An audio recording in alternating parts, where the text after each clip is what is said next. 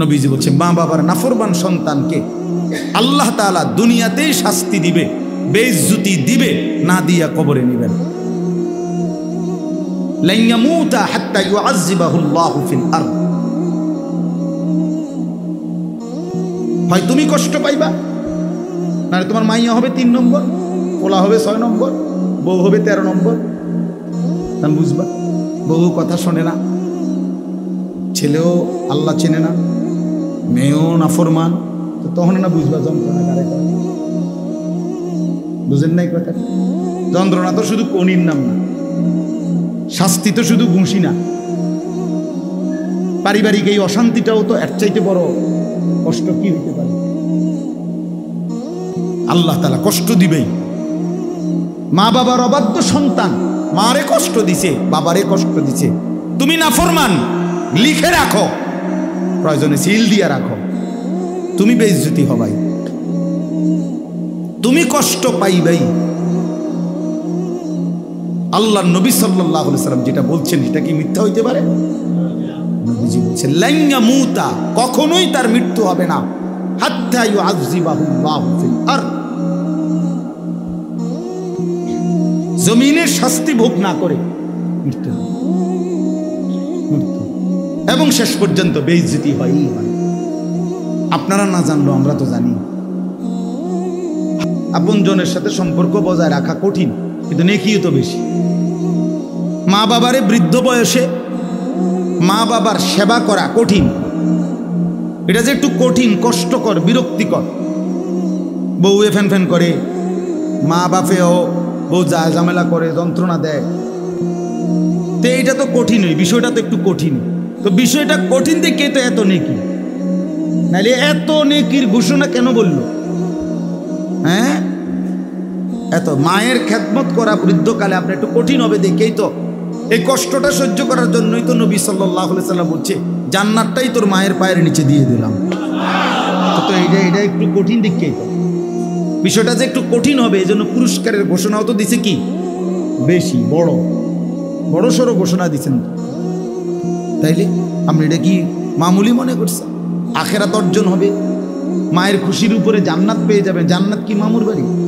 জান্নাত কি 2টা রুম আর একটা বারিন্দা নাকি? মসজিদে 4টা ফ্যান দিয়ে আপনি বেহেশতে যাবেন গা? বাবা, আমরা দেশের অনেক মানুষ এটা মনে করে না, 4টা সিলিং ফ্যান দিছে, বেহেশতে তো উনি যাবে, লোক কই? 4টা ফ্যান দিয়ে আপনি বেহেশতে যাবেন গা? হ্যাঁ, এই 12,000 টাকা, 3,000 টাকা করে ফ্যান, 12,000 টাকা জান্নাত। মামুলি এটা?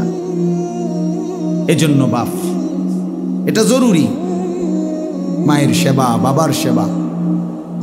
অনেক কিশোর নওজোয়ান বাপ, তোমাদের মধ্যে আজকে এই হালাত নেই। মা বাবার ইজ্জত, সম্মান, ভালোবাসা, মহব্বত টোটালি নাই। বিবাহের আগেও কষ্ট দেয়, বিবাহের পরেও কষ্ট। বিবাহের আগে মা বাবার কোনো কথা শুনে না, মোবাইল, নারী, ছবি, নাচ, গান, অসৎ বন্ধুদের আড্ডা, এই তামসা করেও মা বাপরে কষ্ট দেয়। আর বিয়ে করে বউ নিয়া আলাদা হইয়াও এই কষ্ট দেয়। তো তুই নাফরমান, তো কষ্টই দিয়ে গেল, তুই তো মাকে কষ্টই দিয়ে গেল, বাবাকে কষ্টই দিয়ে গেল। বিবাহের আগেও যন্ত্রণা দিছ, বিবাহের পরেও তো সেই যন্ত্রণাই দিল। অথচ বুজুর্গানে দিন বলে, আমরা কিতাবে পড়ছি, মাকে রাজি করো, দুনিয়া আখিরাতের কোথাও আটকাবে না, কোথাও আটকাবে।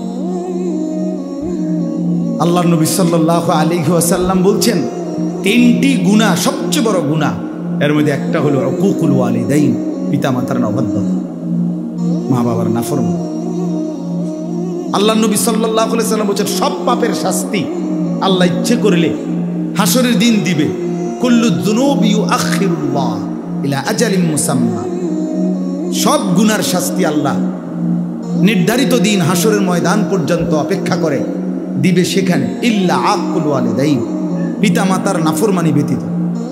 নবীজি বলছেন মা বাবার নাফরমান সন্তানকে আল্লাহ তাআলা দুনিয়াতেই শাস্তি দিবে, বেইজ্জতি দিবে, না দিয়া কবরে নিবেন। লান ইয়ামুতা হাত্তা ইউআযযিবাহুল্লাহু ফিল আরদ। হয় তুমি কষ্ট পাইবা, না তোমার মাইয়া হবে 3 নম্বর, পোলা হবে 6 নম্বর, বউ হবে 13 নম্বর। তা বুঝবা বউ কথা শোনে না, ছেলেও আল্লাহ চেনে না, মেয়েও নাফরমান, তখন না বুঝবা যন্ত্রণা কারে করে। বুঝেন নাই কথা? যন্ত্রণা তো শুধু কনির নাম না, শাস্তি তো শুধু ঘুষি না, পারিবারিক এই অশান্তিটাও তো এর চাইতে বড় কষ্ট কি হতে পারে? আল্লাহ তাআলা কষ্ট দিবেই।